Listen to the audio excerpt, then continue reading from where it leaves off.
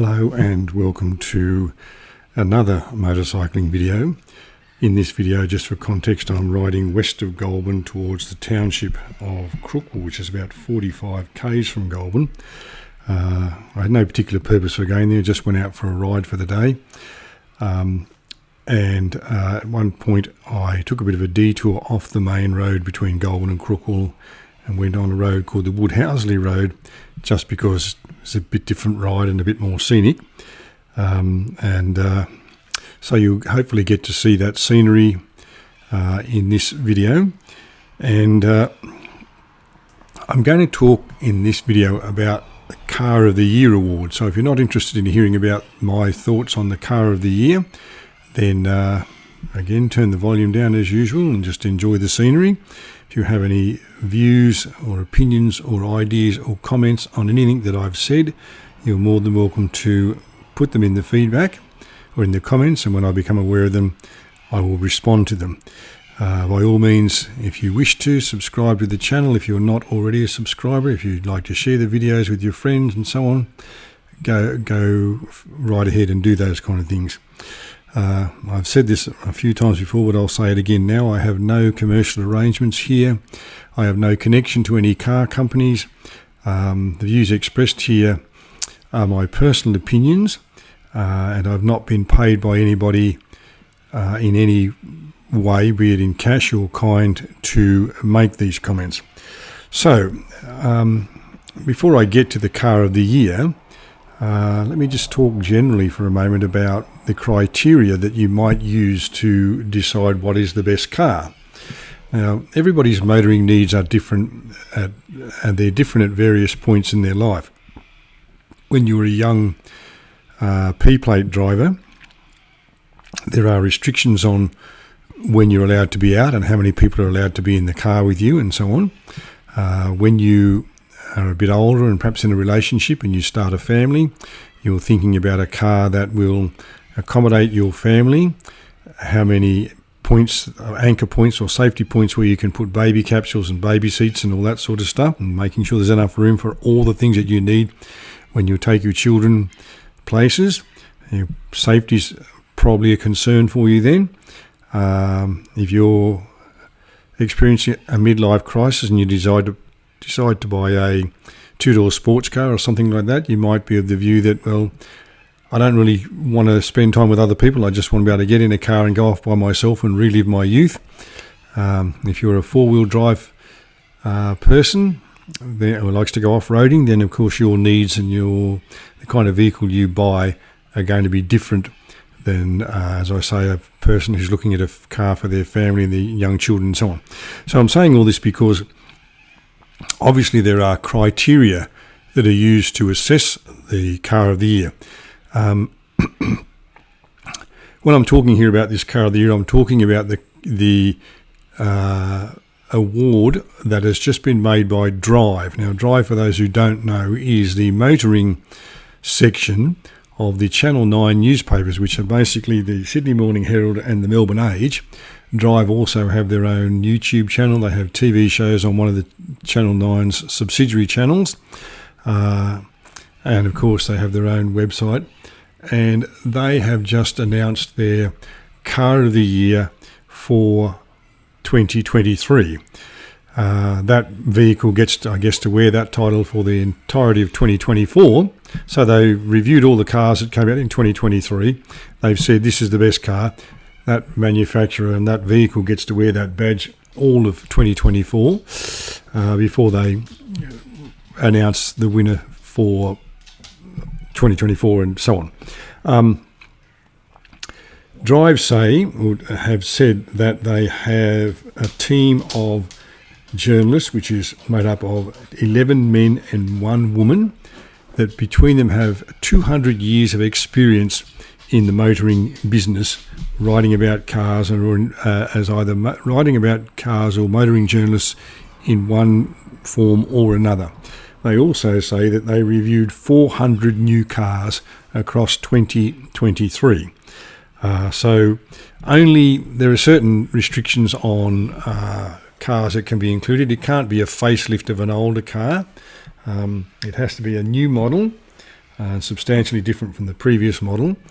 And they say that they reviewed 400 cars. Now, I have no reason to doubt those figures, and I'm just telling you these are the facts that I know from what they've said, from their publicity, and I will tell you what the facts have said about what the reviewers have said about this particular vehicle that's won the Car of the Year, and then I will give you my personal thoughts and opinions about it.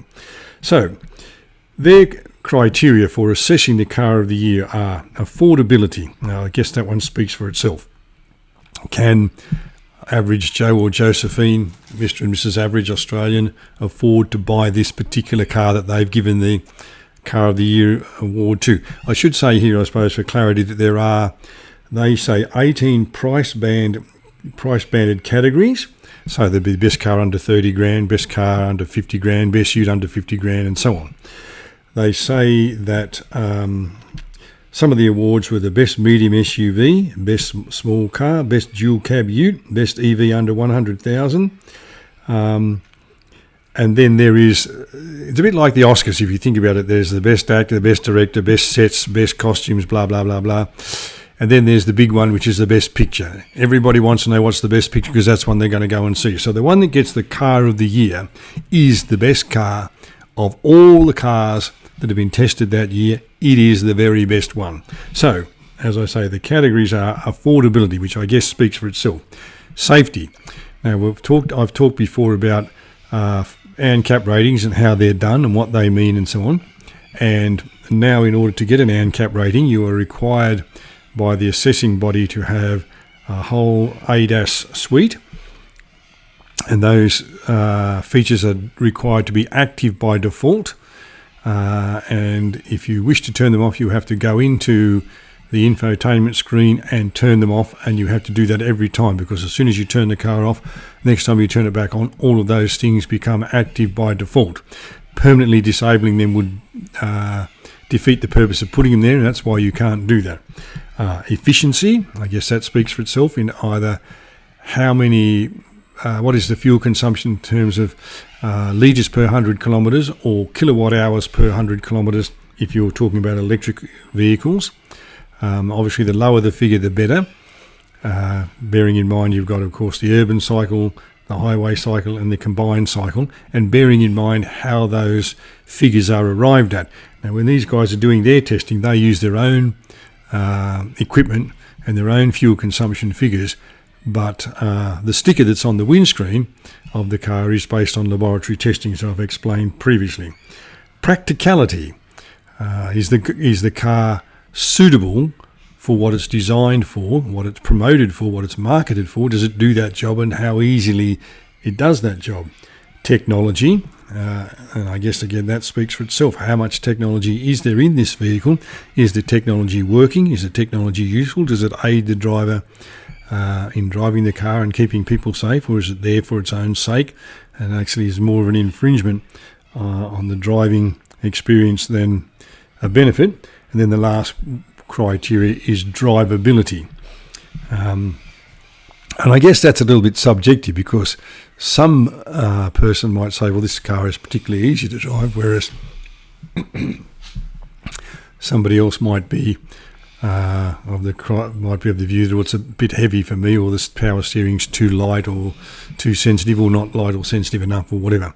Now, I assume what happens is everybody gets to drive a whole bunch of cars.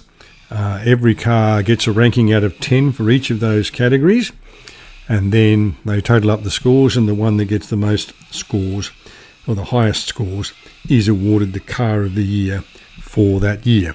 Now, Drive have announced their Car of the Year for 2023. That is for all the vehicles that came on the Australian market in 2023, and they have awarded that accolade to the Kia EV9. Now, to explain that, it's a Kia, obviously. EV means it's an electric vehicle, and 9 because there's an EV5 and there's an EV6. I don't know if there's a 7 and 8 and a 1, 2, 3, 4, but there certainly is a 5 and a 6 and now a 9. Now, the Kia EV9 is marketed as a crossover 7-seat people mover SUV. Okay, so in terms of practicality, I guess the question is, can it move 7 people around? And yes, it has 7 seats. As an SUV, it's required to do certain things that people who want to go off-road expect in their vehicles, and I can't comment on that. And all of the reviews that I've seen don't really make a lot of comment on that. The other questions of affordability and safety we'll come back to in a moment. But what I know about this car is based on about a dozen video reviews that I've seen. I have not driven the car, I've not sat in it, I've not even seen one except in a YouTube video. I've seen a number of, probably about 8 or 9 Australian reviews, including one from Drive, one from Cars Guide, one from Chasing Cars, I think. The fellow who calls himself Ludicrous Feed, who only reviews electric cars, and one or 2 others. I've seen a review from a fellow in New Zealand. I've seen 2 reviews by English reviewers, one in England and one where the guy was invited to take the car to Spain so that he could prove that it would perform high up in the mountains in Spain where the air was quite thin, and he made a point of saying your petrol-driven car wouldn't work so well here because the air was too thin. So I've seen one American review of this car, and I've seen the review by Bjorn Nyland, who is the Norwegian guy that reviews mainly electric cars. And so I think based on what all of the things that they've said, I can tell you what they've said about the vehicle, and then, as I said, I'll offer you my thoughts and opinions. So almost without exception, in fact without exception, every single one of those people that's reviewed that car, that included mostly males but one woman as well, all agreed it was a well-made car. They love the look of it, they love the style of it, they love the exterior, the solid look about it, the sort of chunky look about it. They all agreed that the interior had a look of quality materials and a feel of quality materials, and the feel of luxury materials that you would expect in a European badge car rather than a Korean badge car. All the materials, dashboard, seats and all that sort of stuff were made of high quality materials. The seats were covered in what was referred to as vegan leather.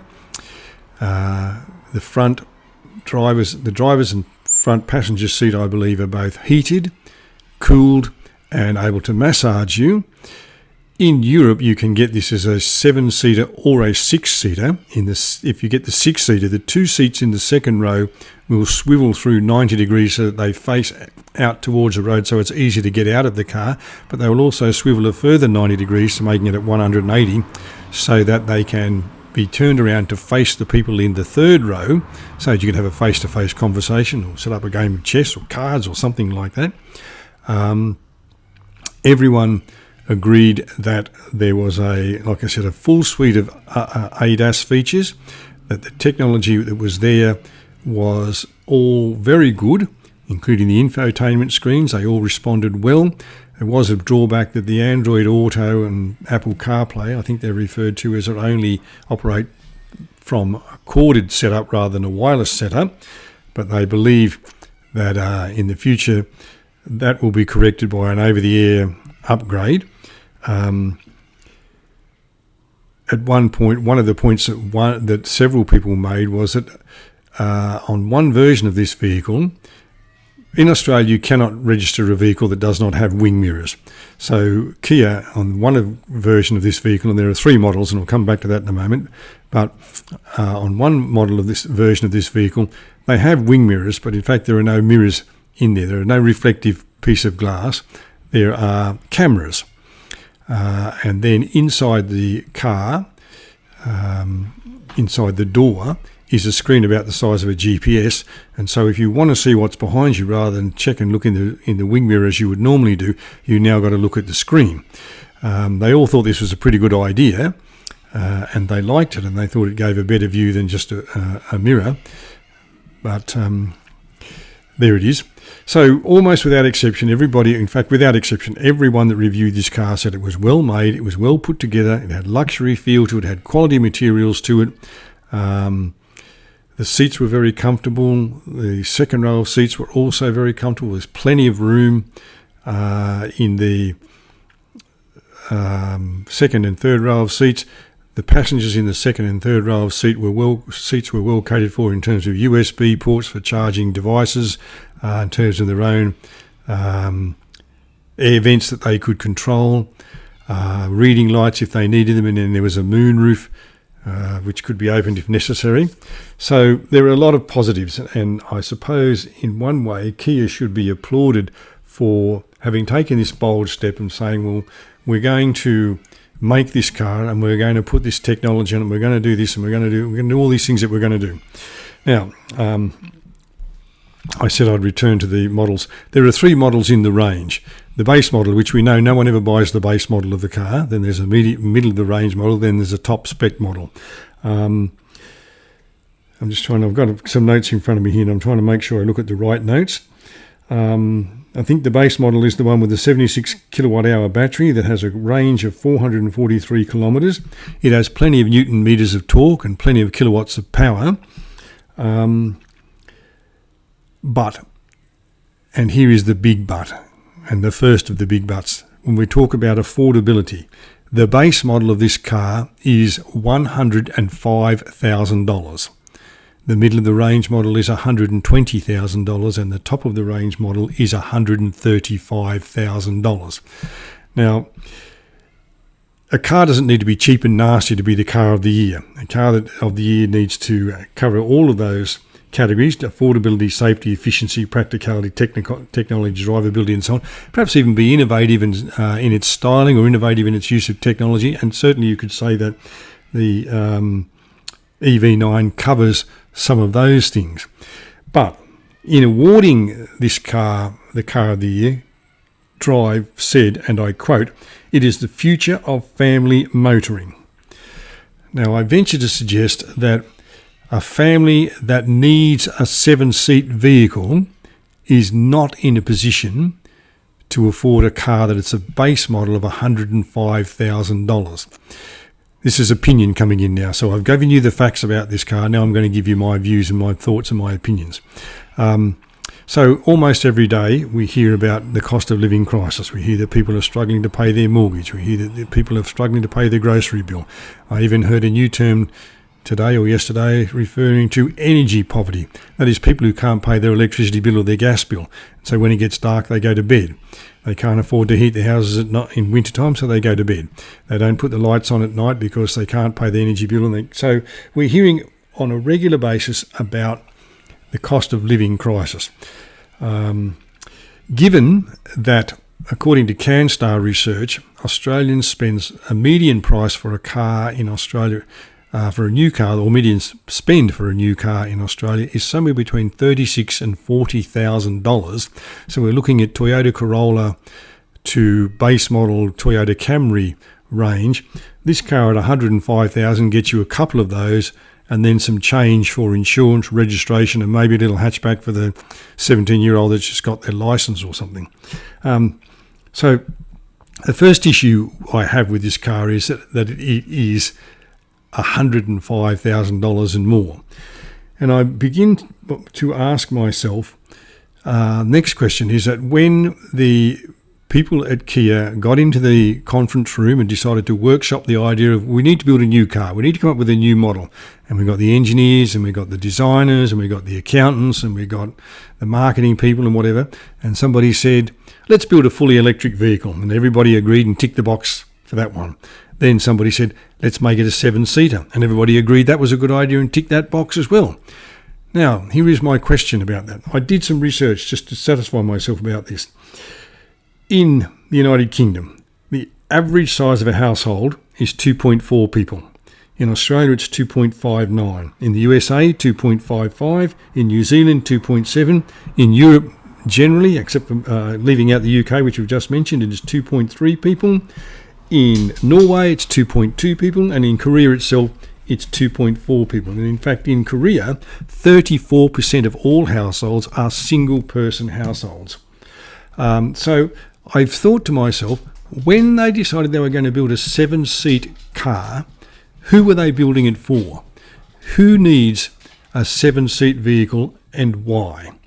Now, the woman from Cars Guide that reviewed this car talked about a family of 3.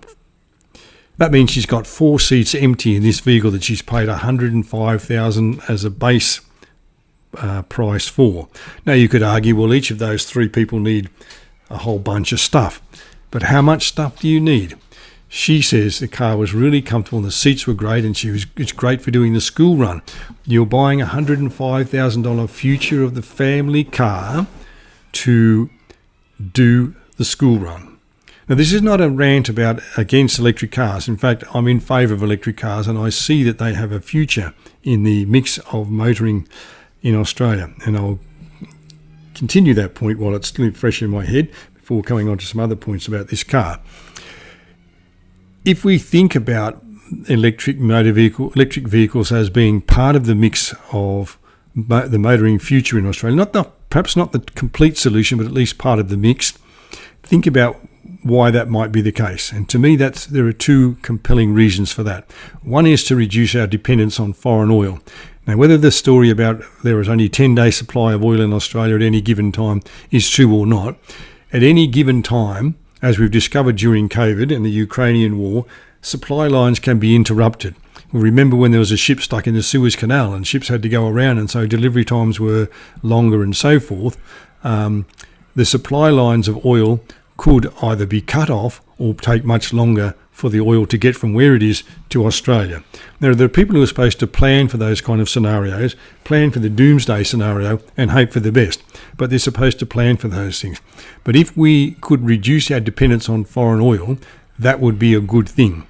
But the even more important reason for us to think seriously about adopting electric cars is to improve the quality of the air in our major metropolitan centres.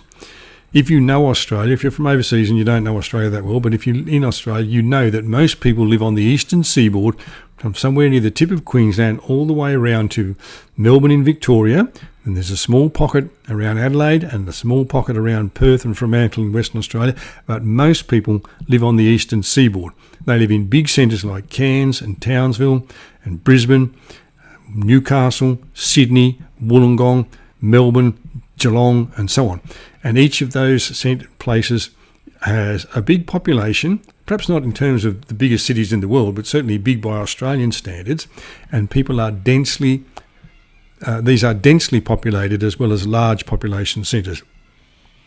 We have lots of people who spend a lot of their time sitting in their car in tollways and motorways and so on, with their vehicle belching out pollutants, particulates, things like that affect the quality of the air that we breathe. And as I've said in earlier videos, this has an enormous impact on the quality of our lives. So if we could adopt electric vehicles in large numbers, it would improve the quality of our air. Now, it wouldn't, as the cliche says, happen overnight, but it would happen. But it will only happen if electric vehicles are bought in large numbers, and that will only happen if electric vehicles are affordable.